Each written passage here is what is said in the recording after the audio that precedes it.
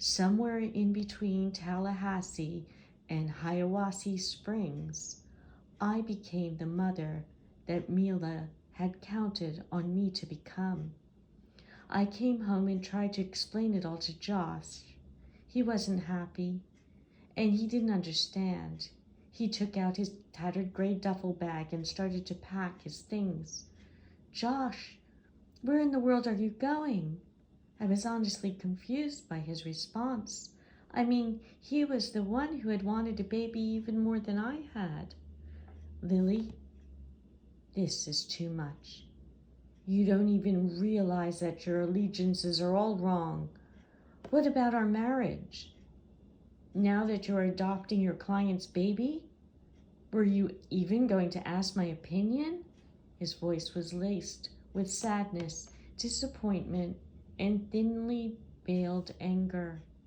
I wanted to reply, "Of course I thought of you, Josh." I wanted that to be the truth.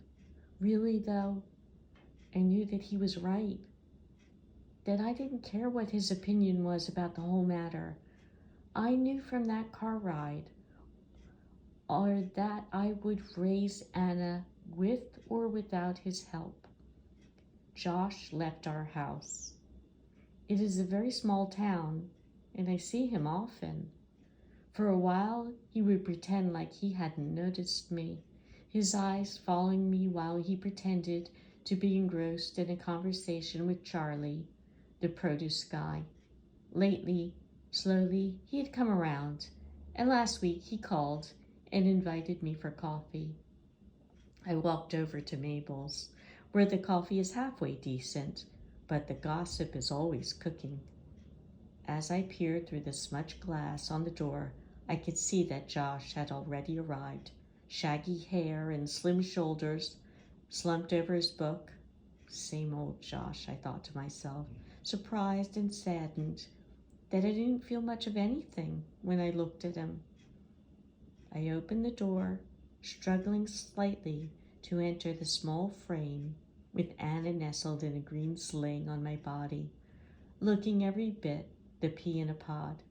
Josh looked up and noticeably brightened until his eyes glanced downward, seeing my human pouch. "I didn't realize that you were bringing the baby." He stood up and awkwardly leaned in to kiss me on the cheek, almost smushing Anna in the process. I deftly avoided the impending squish and moved the front of the sling so that Josh could see Anna's little face. I opened one of her clenched fists and pretended to extend it to Josh. "Pleased to meet you, Professor Stone," acting as if I were Anna at her most formal. Josh, after pausing for a second, decided to play along. "Yes, Anna, great to meet you too. I've heard great things about your work." Josh did his best, but I didn't marry him for his sense of humor. We proceeded to sit, talk, and drink coffee. I told him about having hired a family lawyer and recently finalizing the adoption. Josh did not offer congratulations. "So she's yours now officially?" he asked. "Yes, name changed and all." "Anna Stone?" "No, Josh. Anna Walker, like her mom." I said the last sentence slowly and with as much kindness as I could muster. Josh and I had separated, but we hadn't talked about anything official yet, like name changes or divorce. "Josh, I'm going to change my name back to Walker once we finalized." "So that's it, Lily? It's over, and I don't even get a say?" He looked equal parts sad and combative. I tried to be gentle. "I'm so sorry, Josh, for everything.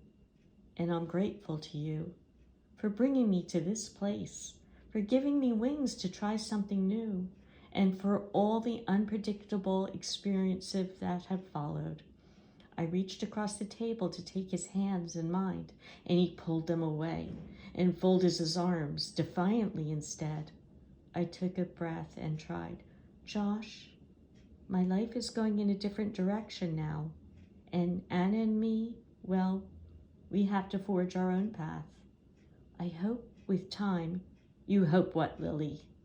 Josh had venom in his voice and tears in his eyes. You hope we can still be friends? Please don't even. Josh grabbed his hooded gray sweatshirt from the back of his chair and fled the diner, wiping his eyes with his forearm on his way out.